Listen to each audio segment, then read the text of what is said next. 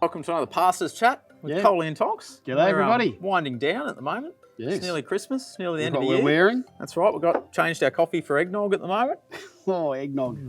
Have you ever drunk eggnog? I just had some then. Oh, yeah. Apart from that. I have it's a weird thickness. I don't think once when I used to work at the coffee shop, we steamed it. See if we tried to make eggnog lattes. Yeah, there's a reason we never put it on the menu. When I was a kid, Big M put out egg flip. I remember that. Which was that was gross. Everything. I liked it. Oh, did you? Then I had it warm once, like eggnog. Oh. Yeah, no, it's just it's the thickness. It's sort of just something about the Gluggy. consistency. Yeah. Maybe I'll do it for communion one day when we're doing YouTube and we run out of Ribena. We can use we are nearly at the end of the year. We are. We've got our Christmas hats on. We've got our little tree. Yep. Got our little backdrop there because we are going to do a couple of pastor chats about a bit of a Christmas theme. There we go. So I've got a few questions that people have been asking. Excellent. Around Christmas and what we're doing for Christmas. And as we ask those questions and answer, as we do every week, we want to encourage you, perhaps pop in the comments there about what you're doing for Christmas, how you might respond to some of these questions around gifts and traditions and so on and all that. So let's get into it, shall we? Why not? Yeah. All right. So the first one was, how are you spending Christmas this year? Things are a little different for many of us.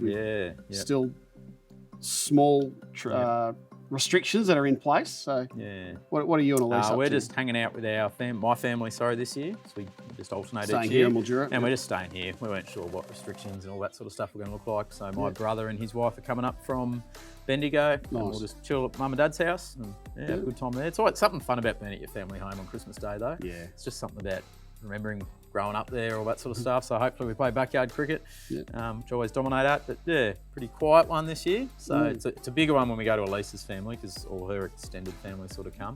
Okay. But, so this year will be one of those and looking forward to it. Hopefully it's not 40-something degrees. I hope not. Then so you can go outside, inside, all that. So we'll probably have, just a pretty good chilled day. Get some presents, all that sort of stuff. It's not as fun as when you're a kid sometimes, but it's still a good day. It's just a relaxing day and a fun day, and you just eat as much as you can. And that afternoon nap's usually my highlight of Christmas, actually, just to recharge. You're not into that already. You're only 30. I know you've always had to have an afternoon nap, I reckon. Just on Christmas Day. Don't make a habit out of it. Something about Christmas, you pig out on the food, and then you have a nap, and then you pig out on the food you digested while you're napping. Sounds good. Yeah. After getting 5-4 in the backyard cricket. Oh, okay. Yeah. So everyone, mum, dad, your brother, your sometimes most of me and my wife. brother get our competition going though. Yeah, sounds good. Yeah, we're staying put. Yep.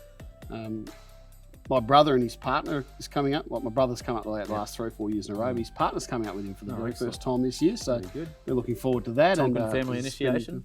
Yeah, probably never want to come back again. Yeah, I wouldn't envy that. I reckon that'd be a good initiation. We'll see what happens. So that's going to be really, really good to have that, and obviously the kids all come around. Josh and Maddie, Ethan and Georgie, and Chloe's already with us. So just a small family, kind of thing. Nothing really, really special in regards to something big, but it's very special, significant when it's too risky to plan anything big this year anyway, as well, isn't it? So it's really only been this past fortnight we've known we can begin to travel and things. Exactly. So that's it. Hard to make those things. So how are you spending Christmas? Are you travelling? Are you staying put in Mildura? That's it. Do you play backyard cricket on Christmas Day? Well, actually, that's going to be one of the questions we're going to ask in a minute. Oh, really? Okay. So growing up, what were some of your family Christmas traditions when you're a child? That's the next question. Yeah, I don't know if we had heaps of traditions. We did always go to cousins in Geelong. We just about spent every Christmas in Geelong. We still go there quite often at Christmas time. Not this year, but we'd go there. We'd always play backyard cricket. That was a big thing. Pa always used to dress up as Santa, and we'd have to pretend, even until we were probably too old for Santa, he'd still dress up as Santa a lot. Apart from that, there weren't heaps and heaps of around that though.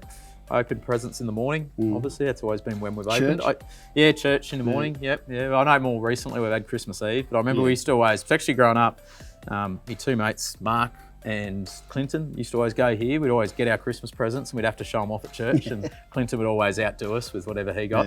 But it was always good fun because we get to say, you got that, you got that, I got this. And I remember a big thing about coming to church with your present. Yeah, I think one year when the Game Boy Colors maybe were out, I think we all got one or something, like we all got some sort of Game Boy and we're all fascinated. Those were the one that didn't though. Well, we all did that year. I think we'd always tee up each other and yeah. I remember one year, I think we'd come to church with your presents. Yep. She'll probably hate me saying this, but one year, Amelia, when she was quite young, Chloe came to church for Christmas morning in a Batman costume. I think I remember that my uncle got her. Yeah. And she was as proud to come to church. It had the mask too, didn't it? Like a yeah, dog. full, I think I remember that. thing. Yeah. And we used to always laugh because all the other little girls had come to church maybe in a princess outfit or a ballerina kind of outfit. Well, that was the way that most of the girls were, but no, not my daughter. She had to come in her full Batman costume. Yeah, right. And the year after, I remember she got a Sporticus costume, which was a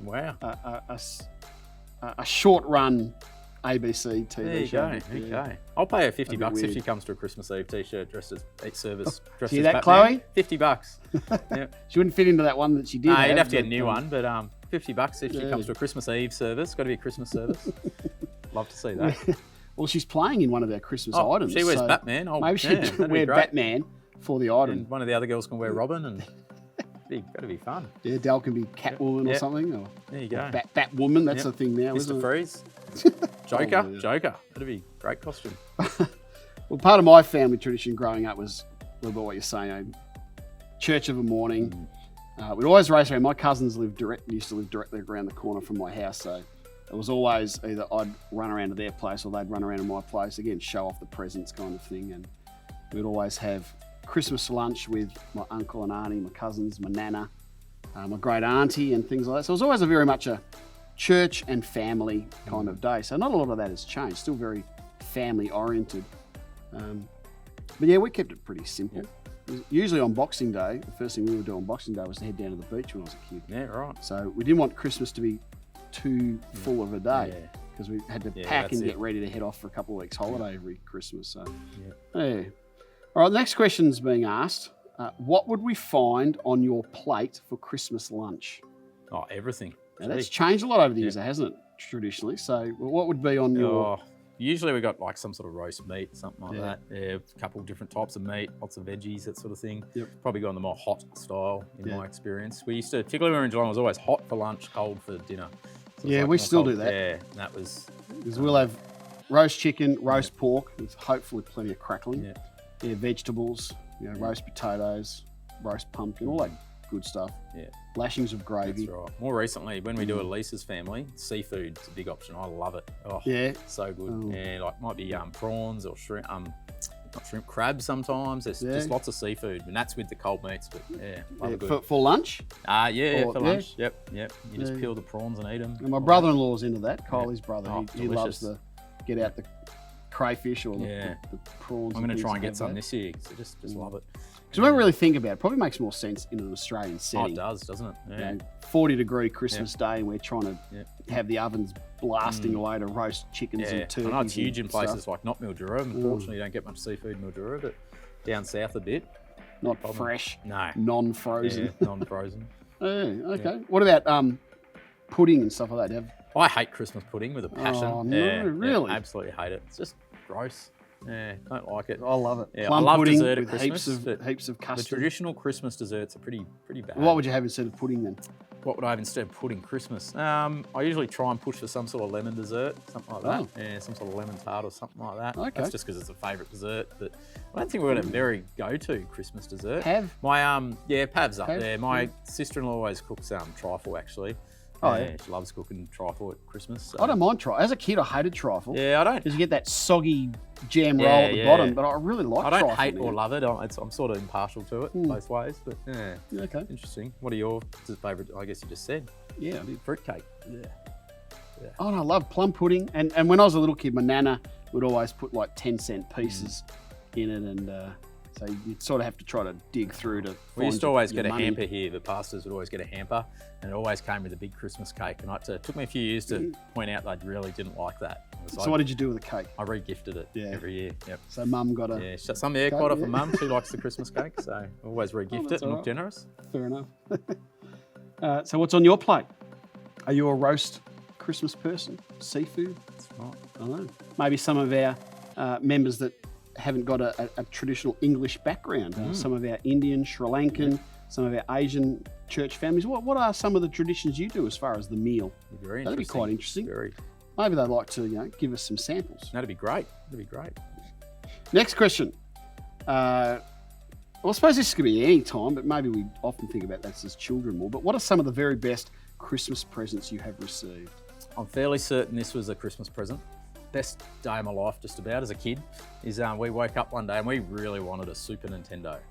And my parents were pretty good. They didn't sound like we were ever going to get one. We always played at our cousin's house. And then one morning, I'm pretty sure it was Christmas morning from memory, we woke up and we just went out in the lounge and there was set up Super Nintendo set up. plugged up into the TV. Santa's pretty clever. Super Mario All-Stars was the main game great there. game. Oh, and it was just phenomenal. We had we got Tetris as well, which is the old Dr. Mario one as well, where you raced each other. Oh, hours we spent on that for many times, but I just loved that. We probably spent all Christmas Day playing that actually. That year, we just Super Nintendo. Even the backyard cricket got perhaps possibly that day, because we just played, we got Mario Kart on it as well. And it was just some of the best games. It's a great console, that one. You'd probably still be happy to get a brand new Super Nintendo this Christmas. If someone gave me that, I'd probably look at keeping it in the box and reselling it. You could almost get an Xbox with the money. Just about. Yeah, the new one. What about you? Well, as a kid particularly, things like I got a 10-speed racing bike one Christmas. That was just absolutely amazing to get that. My two cousins and I, we all got a golf set one year. Probably about 12, 13 years old. We got a Ray Drummond starter golf set. It was brilliant. So we just spent the entire Christmas holidays almost every single day up at the golf course, because we lived right near the Mount Xavier golf course in Ballarat, and so that was absolutely brilliant to get that. Sounds good fun. So a couple of good ones. Yeah. Great gift. What about the opposite? What are some of the worst Christmas presents you've ever received? We've got to be careful with this question, don't we? No, we don't want to offend. Yeah, I'm trying to think. I definitely did know the answer to this not too long ago. Yeah, I've got some pretty bad. I reckon I probably have got bad Christmas presents over the years. I'm just trying to have a socks and jocks. Yeah, are never fun. I actually like socks and jocks now for Christmas. Yeah, these days I do. It's usually real practical, and it's about the time you need them. Not when you were 10. No, I'm trying to think of what some of the worst Christmas presents. I'm really stumped for a bad Christmas present. Yeah, I probably haven't got many, but I do remember one when I was a kid. My sister, she's a lot younger than me. She's 8 years younger than me, and it was only because she was little and she didn't have a lot of money and things like that. But she gave me a little plastic box with about 20 second-hand texters in it, and all the nibs are all pushed in and bent and broken and things like that. And I unwrapped this present thinking it was going to be like chocolates or lollies or something like that, and I can still remember not really sure what to do because it was the most dumb present. But I didn't want to say that because she was probably only 4 or 5 years old at the time. I didn't want to break her little heart. So that was always a weird kind of present to get, second-hand texters. Oh, yeah, it's pretty bad. Now that I think of it, those Lions Christmas cakes are probably the worst Christmas presents I ever got. Now that I think about it. You apologise to Pam. You owes you apology, Pam. Oh, now I get, I think I get brownies instead. Something like that. Give me something instead, yeah. I love the Christmas cake. Yeah. All right. What would we find you doing on Boxing Day? Sleeping in, shopping for bargains, glued to the Boxing Day test, continuing Christmas celebrations with other members of your family, or is there something else you do on Boxing Day? Quite often we've been in Geelong, I said earlier, so just about every time we're in Geelong, I try to go to day one of the Boxing Day test. So I've always jumped on a ticket and I've gone across, even by myself some years. Okay. But just love going to the Boxing Day test. So that'll be very different this year. Yeah, I couldn't. Well, they reckon there'll be 25,000 there this year. Okay. Yeah, but spread out. It's hard to get tickets on day one when they've got 100,000 capacity. So I haven't even looked at tickets for that this year. So probably just watch it on the couch this year. Yeah, it's maybe play with some more stuff, but pretty low key. But Boxing Day test is usually the biggest part of the tradition. I know some people do. They'll do Christmas Day with one side of the family and then Boxing Day with the other side of the family. It's not a bad idea. It's never been something we've had to do. It's too big a day to back up sometimes. You've got to eat more food. And, not a bad problem to have. What about you? We're eating a lot of the day before's leftovers. Cold chicken sandwiches and salad and things like that. I love Christmas leftovers. I really like, I don't know why, people might question my manhood over this, but I love getting out to the Christmas bargains. I love getting up early and heading out to Centro or down the mall and look for all those bargains and things. I love doing that. Too many people. Most of the same deals are online, so I just jump online now. It does get busy. Yeah, particularly the returns counter at Big W or Target. The returns counter is enormous. Yeah, I don't like those big crowds. I don't like lining up when you have to go to the shops. So it's just. Imagine being that person on the returns counter, the person having to work it. on Boxing Day. Well, what I've always noticed too is those same specials at Boxing Day usually on for the whole week. So you're better off going on the 28th of December, and you don't might have be to line sold up. out though. Maybe it's not well. Yeah. I don't know what I'll buy. We always get our Christmas crackers for the next year. Oh yeah, that's so Coley's got to put them away for 364 days of the year. Right. The jokes will be as stale as ever. Oh dear me. All right. What about last question? What aspects of the Christmas story stand out to you, or are the most meaningful to you? Boy. No, I do know this one. I love how the shepherds were the first to know.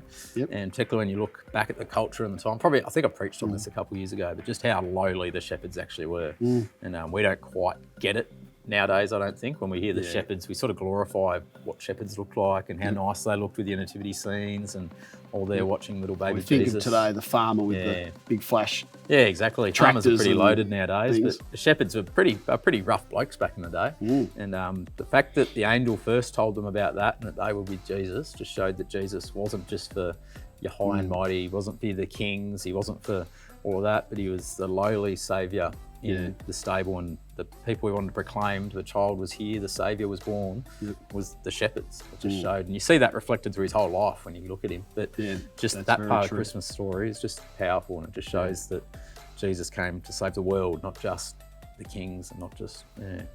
What about you? For me, very closely connected to exactly what you're saying. It's like the humble simplicity of the Christmas story. You know, we think about some of our, whether it be William and Kate and others, kings and queens these days, when they give birth to their babies, they're in probably the top private hospital in all of London, and the best surgeons, the best midwives, the best of every kind of care. So if there's even the smallest little thing that may go wrong, they're there with the absolute luxury. And even when the baby goes home, they're going home to Kensington Palace or Buckingham Palace or whatever they're all called. But here's Jesus, the King of Kings, the Son of God, being born in a grotty old stable. Yeah, that's right.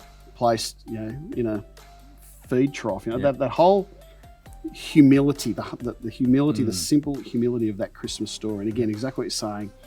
Jesus did not come for the holy. He didn't come for the kings and the queens and the rich and the wealthy and the influential, but he came for all mankind, including the poor, the broken, the working class. That's right. The lonely. Just a beautiful, beautiful story that we've probably embellished to make all the decorations look overly ornate and various things that perhaps loses out some of that. I think it does. Yeah, it's very don't know what the word, glorified a little bit for a lack of a better word. Commercialised. Commercialised certainly is part of it. Definitely. There was certainly no commercialisation of the birth of Jesus. There wasn't like a stall off to the side with I've t-shirts with "I've seen the baby" or whatever. No, it would have almost sparked. Yeah, it would have been like a real rough sort of looking place you wouldn't want to go to back then, I reckon. Yeah, it would have been interesting. So, what about you? What stands out about the Christmas story? What's most meaningful to you about the birth of our Lord and Saviour Jesus at Christmas? That's right. Interesting to know. So, good to chat on some of these things. That's it. Well, thanks for joining us for our Christmas edition of Pastors Chat. We've got one more week. We'll see you next week. All right. See you, everybody.